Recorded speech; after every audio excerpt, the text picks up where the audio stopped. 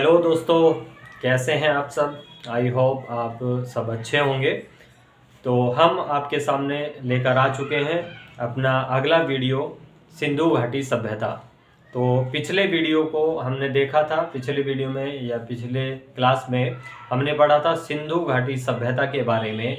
उसका इंट्रोडक्शन, सिंधु घाटी सभ्यता को एक कांस्य युगीन सभ्यता किस प्रकार से कहा गया और उसका विस्तार कहाँ तक था, या उसका विनाश के कारण क्या रहे हैं, या फिर सिंधु घाटी सभ्यता के बारे में हमने कुछ चर्चाएं की हैं, जिसमें हमने कुछ शुरुआत से लेके और उसके अंत की, यानी कि उसको हमने एक ओवरव्यू में देखा था।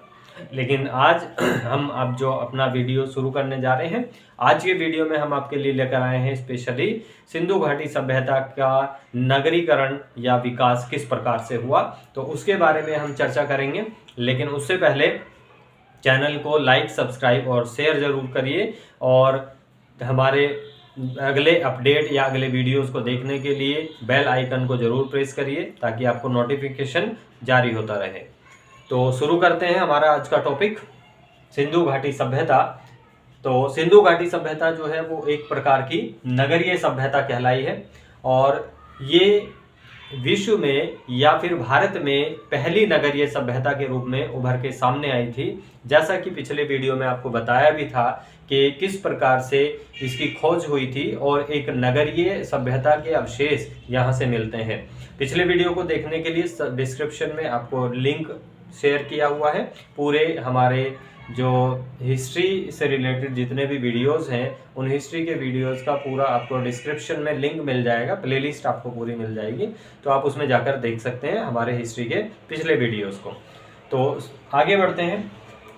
पहली नगरीय सभ्यता की बात करें तो पहली नगरीय सभ्यता पूरे विश्व स्तर पे अगर हम इसकी चर्चा करते हैं तो आप देखेंगे कि यूरोपीय जो थे, यूरोपियंस ने अपनी सभ्यता को सबसे पुरानी तथा सबसे नई, एक सबसे पहली सभ्यता बताने की कोशिश की थी। लेकिन जैसा कि हमने पिछले वीडियो में चर्चा की थी इस बारे में कि हमारी सभ्यता किस प्रकार से खोज हुई और बाद में अंग्रेजों को भी माफ़ी मांगनी पड़ी, माफ़ीनामा लिखना पड़ा भारत के लिए, क्योंकि भारत की सभ्यता सबसे प्राचीन और सबसे पुरानी मानी गई थी। तो यहाँ आज हम देखेंगे पहली नगरीय सभ्यता। तो पहली नगरीय सभ्यता में हमारी जो सिंधु घाटी सभ्यता है, इसमें आप देखते हैं इसको कांस्य युगीन सभ्यता भी कहा गया है। कांस्य युगीन सभ्यता अर्थात यहाँ पे कांसे का और जो तांबा होता था और टिन होता था उसको मिला के एक धातु बनाई जाती थी कांसा, उसका प्रयोग किया जाता था ज़्यादा, इसलिए इस सभ्यता को कांस्य युगीन सभ्यता कहा गया है। और ये पहली नगरीय सभ्यता थी। जैसे आज वर्तमान समय में आप नगरों की स्थिति देखते हैं, नगरों का विकास देखते हैं, तो आप समझिए कि आज से हजारों साल पहले ऐसी व्यवस्था उस समय पे हो चुकी थी जिसका आज आप कल्पना भी नहीं कर सकते। तो इसमें ऐसा क्या था, अगर हम बात करते हैं नगरीकरण की, अर्बनाइजेशन, तो अर्बनाइजेशन में इसमें क्या क्या चीजें थी, तो आप देखेंगे कि यहाँ पे किसी एक नगर को होने के लिए उसमें क्या क्या विशेषताएं होनी जरूरी हो सकती हैं, उन आधार पे आप देख सकते हैं कि यहाँ की नगरीय व्यवस्था किस प्रकार की थी। तो सबसे पहली अगर हम बात करते हैं यहाँ पे सड़कों की, सड़कें या जो रास्ते थे वो किस प्रकार के थे। दूसरी हम बात करेंगे यहाँ पे जो उनके मकान बने हुए थे या जो घर बने हुए थे वो किस प्रकार से बने हुए थे। तीसरा उनका जो जल निकास सिस्टम था, यानी कि जो वाटर ड्रेनेज सिस्टम जो था, पानी को बाहर निकालने का सिस्टम, वो किस प्रकार से वहाँ पे होता था। या फिर इसको आप कह सकते हैं कि नालियों का सिस्टम किस प्रकार से था, नालियों का वितरण या प्रणाली कह सकते हैं, नालियों की प्रणाली सिस्टम वो कैसा था। और दूसरा आप देखते हैं एक वहां पे बाजारों की सुविधा वो किस प्रकार की थी, तो इसके बारे में भी हम चर्चा करेंगे।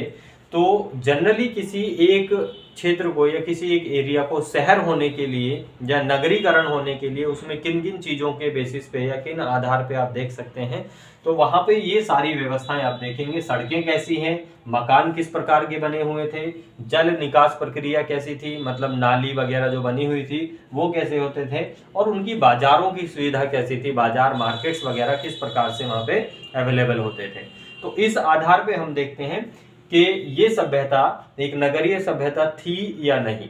अब आप ही इस चीज को एनालाइज करेंगे कि वो कितनी बड़ी एक नगरीय सभ्यता हो सकती थी। तो अगर हम बात करते हैं सड़कों की, तो यहाँ पे आप देखेंगे पक्की सड़कें हमें यहाँ पे बनी मिली हैं, जो खुदाई की गई और खुदाई से जो अवशेष प्राप्त होते हैं वहां से पक्की सड़कों का निर्माण। पक्की सड़कों का निर्माण अर्थात आज की तरह नहीं है, जैसे कि आज जो काली सड़कें जो इस प्रकार की बनी होती हैं रोड़ी से और चारकोल, इन सब चीजों का प्रयोग वहां पे उस समय नहीं था, लेकिन वहां कुछ पक्की ईंटों का प्रयोग जरूर किया गया था रास्ते को बनाने के लिए। तो एक प्रकार से जो सड़कें थी वो उस समय के हिसाब से काफी पक्की और एक साफ सुथरी सड़कें थी। पक्की सड़कें, साफ सुथरी सड़कें थी, और इसके अलावा जो सड़कें थी वो समकोण पर काटती थी। ये यहाँ की सबसे अच्छी चीज थी, ये यहाँ की बहुत ही एक नगरीय सभ्यता वाली चीज थी कि सड़कें समकोण पे काटती थी। अर्थात किस प्रकार से, ऐसे निकलती थी सड़कें, इधर से अगर ऐसे जाएंगी तो दूसरी सड़कें भी इस प्रकार से ऐसे आती थी। इस प्रकार से सड़कें मिली हुई थी। किसी भी नगर या गलियों में जो सड़कें थी वो भी अंदर से आती थी, तो सीधे बिल्कुल इस तरह से सड़कों पे मिलती थी। ठीक है, तो ये इस प्रकार से एक समकोण बनाते हुए सड़कों का निर्माण होता था। तो ऐसी वहां पे सड़कें पाई जाती थी। तो ये एक नगरीय सभ्यता का प्रारूप दिखाई देता है सड़कों के संदर्भ में। दूसरा हम देखते हैं यहाँ पे मकान। तो उस समय के मकानों की अगर बात कर रहे हैं तो कच्ची ईंटें तो आपको मिलती ही हैं, कच्ची ईंटें या कच्ची ईंटों का प्रयोग किया गया है, और कच्ची ईंटों के साथ साथ यहां पर पक्की ईंटों का भी प्रयोग आपको देखने को मिला है। पक्की ईंटों का प्रयोग मीन्स कुछ मकान वहां पे पक्की ईंटों के भी बने हुए मिले हैं। और ये पक्की ईंटों के मकान किस आधार पे बनते थे, वहां पे जो ये जो क्षेत्र होते थे सिंधु घाटी सभ्यता में, यहाँ पे अगर हम बात करें एक सिंधु घाटी सभ्यता के एक क्षेत्र की जिसका नाम है मोहनजोदारो। तो ये क्षेत्र मोहनजोदारो या मोहनजोदड़ो भी इसको बोलते हैं। तो मोहनजोदड़ो या मोहनजोदारो जो क्षेत्र रहा है ये इसका पहला नगर भी माना गया है, ये पहला नगर है।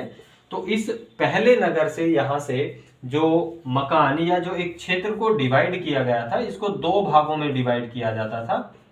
तो ऐसा माना गया है कि सभी जगह पे ऐसा ही होता होगा। तो दो भागों में डिवाइड होता था। एक क्षेत्र होता था ऊपरी भाग या फिर ऊंचा दुर्ग, इसको कहते थे ऊंचा दुर्ग, और दूसरा होता था निचला दुर्ग, ऊंचा दुर्ग या फिर निचला दुर्ग। तो ऊंचा दुर्ग जो था वो काफी एक जो आम आदमियों के लिए रहने का जो स्थान होता था उस स्थान से काफी ऊंचाई पर होता था। अर्थात कुछ इस तरीके से आप देख सकते हैं कि धीरे धीरे इस तरह बढ़ जाता था और काफी ऊपर जाके यहां से आप देखें ऐसे जाके, तो यहाँ पे जो मकान बने होते थे या बाजार वगैरह की व्यवस्था वो आम आदमियों के लिए यहाँ पे होती थी। लेकिन आगे काफी ऊपर एरिया में जाके यहाँ इस क्षेत्र में जो मकान बने होते थे वो पुरोहितों के, या तो जो राजा या फिर पुरोहित वर्ग होते थे उन वर्गों के मकान, या उन वर्गों के जो बड़े कुछ उस समय पे कुछ जो अमीर वर्ग होता था या जो पुजारी वर्ग होता था उन वर्गों के मकान उचले दुर्ग पे या ऊंचे क्षेत्र में पाए जाते थे। तो उसको दो क्षेत्रों में इसलिए विभाजित किया था, ये निचला दुर्ग था और ये ऊपरी वाला यानी कि ऊंचा दुर्ग पाया गया था। तो यहाँ पे इसको हम इंग्लिश में इसको अपर सिटाडेल बोलते हैं, अपर सिटाडेल, और ये लोअर सिटाडेल। तो अपर सिटाडेल में यहाँ पे पुरोहित प्रीस्ट वगैरह के लिए रहने का प्लेस था और लोअर सिटाडेल में यहाँ पे आम आदमियों का व्यवस्था होती थी। और इसी वाले क्षेत्र में यहीं पे जो बाजार की व्यवस्था या फिर जो आम लोगों के रहने की व्यवस्था होती थी वो सब यहाँ पे होती थी। ठीक है। तो ये मोहनजोदारो में, पहले नगर में ये व्यवस्था मिली। अब यहाँ से जो मकान मिले हैं, मकानों की अगर हम बात करते हैं तो मकान किस प्रकार के मिलते हैं उनको हम देखते हैं जरा। तो पहले इसको नोट करिए जरा, फिर देखते हैं मकानों का वहां पे किस प्रकार का प्रारूप दिखाई देता है।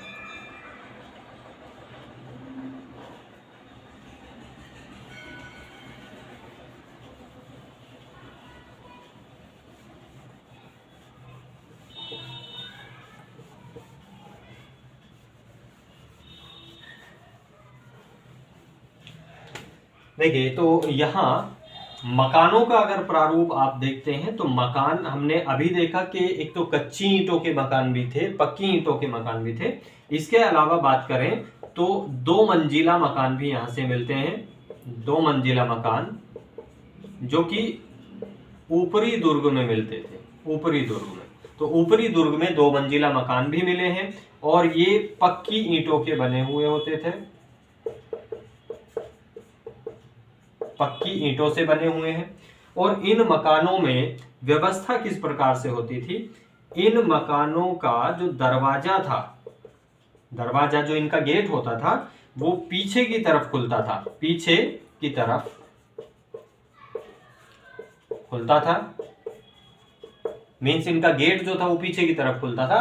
और इनके एक आप देखेंगे यहाँ पे कि जो मकान का जो एक स्ट्रक्चर था वो कुछ इस प्रकार से हम देखते हैं कि मान लीजिए ये कुछ जगह है, जमीन है, तो यहाँ पे मकान जो इनके बने हुए होते थे वो ऐसे होते थे कि इधर सड़क है, इधर से सड़क जाती है और इधर नालियां होती हैं। तो ये यहाँ पे तो नालियां हैं और इधर है सड़क। तो इनका जो दरवाजा है वो सड़क की तरफ ना खुल के इधर की तरफ खुला करता है, पीछे की तरफ। मीन्स ये इनका फ्रंट कह सकते हैं या आप आगे का क्षेत्र। तो ये वाला जो क्षेत्र था ये इनका पिछला क्षेत्र था, पिछला क्षेत्र। और इसी पिछले क्षेत्र के पीछे यहाँ पे नालियां होती थी और इनके जो मकान या इनके जो कमरे वगैरह जो बनते थे वो इसी क्षेत्र में बनते थे और इसी तरफ इनका दरवाजा भी खुलता था, दरवाजा इधर ही खुलता था। ठीक है, क्योंकि सड़क की तरफ दरवाजा नहीं होता था, इधर की तरफ दरवाजा होता था। और ऐसे ही इधर फिर उससे नीचे किसी दूसरे का मकान, बीच में नालियां होती थी। और इन रास्तों से यहां से वो क्या करते थे, इधर इनके मकान इस तरह से बने होते थे। और इन्हीं मकानों में जो 2 मंजिले मकान या फिर जो 1 मंजिल के भी मकान थे उनमें कुछ व्यवस्थाएं, यानी कि आप देखें कि बाथरूम की व्यवस्था भी थी, बाथरूम की व्यवस्था भी यहाँ पे की गई थी, टॉयलेट की व्यवस्था भी यहाँ पे की गई है।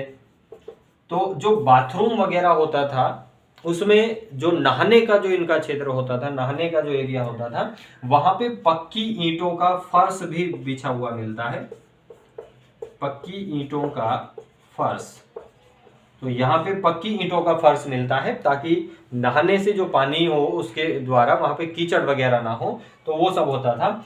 और वहां से जो मान लीजिए इस तरह से कोई ये मकान बना हुआ है और ऊपर अगर यहाँ पे बाथरूम है तो इस बाथरूम से अब जो पानी निकलेगा उस पानी को निकालने के लिए यहाँ से पीछे से नालियां जाती थी। ये नालियां पीछे से जाती थी और पीछे से जाके वो मेन नाली से मिलती थी, तो सारा पानी जो था वो निकल के नीचे जाता था। तो इस प्रकार की वहां पे कुछ ऐसी व्यवस्थाएं बनाई गई हैं। तो मतलब बाथरूम भी पाए जाते हैं, टॉयलेट भी पाए जाते हैं, बाथरूम में पक्के फर्श यानी कि जो पक्की ईंटें हैं उनको बिछा के उनका फर्श मिलता है। तो ये सारी व्यवस्थाएं किस प्रकार की हैं, एक नगरीय विकास की दिखाई देती हैं।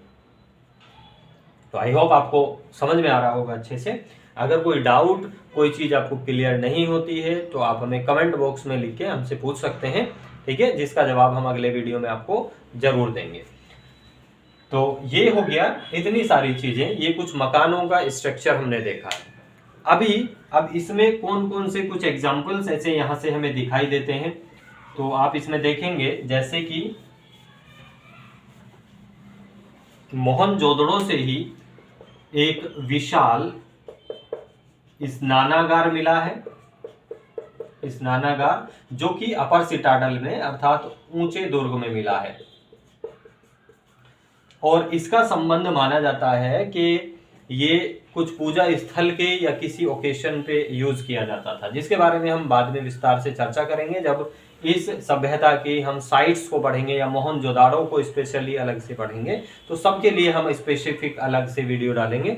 तो आप हमारे साथ जुड़े रहिए, चैनल को लाइक सब्सक्राइब जरूर करते रहिए और आने वाले वीडियोस को अपडेट रहने के लिए बेल आइकन को जरूर प्रेस करिए, क्योंकि ये हमारा जो इतिहास की जो हमने सीरीज शुरू की है इसको हम कंप्लीट करेंगे यूपीएससी या किसी भी कॉम्पिटिटिव एग्जाम्स के लिए या फिर किसी भी अन्य नॉलेज के लिए भी।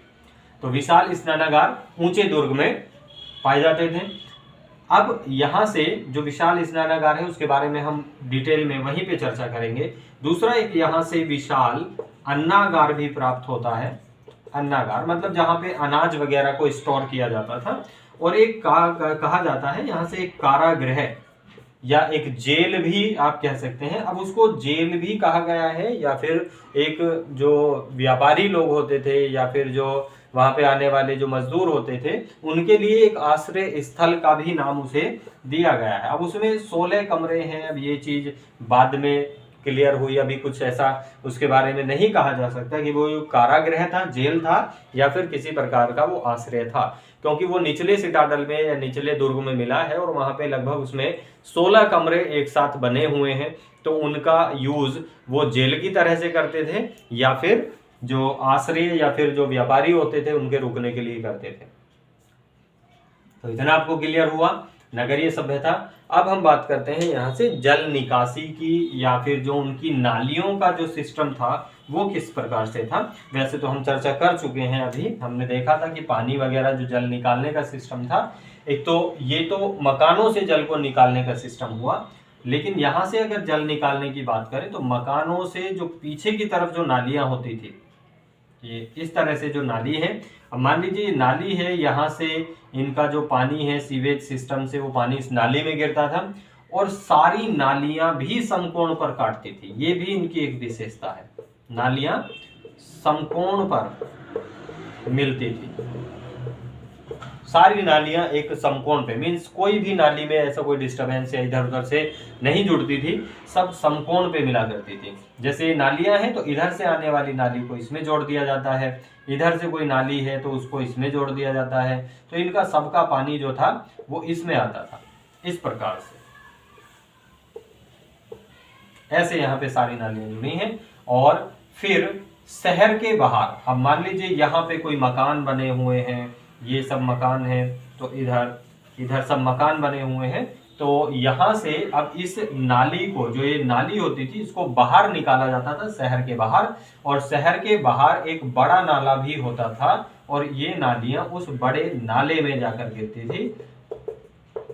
तो इस प्रकार से सिंधु घाटी सभ्यता का या जो नगरीय सभ्यता थी वहां का एक जल निकासी का सिस्टम भी बहुत ही अच्छे तरीके से किया हुआ था, क्योंकि जब वर्षा का क्षेत्र या बारिश वगैरह का जो मौसम था उस वर्षा क्षेत्र में कितना भी पानी वहां से बहेगा तो उनके घरों में नहीं भरता था।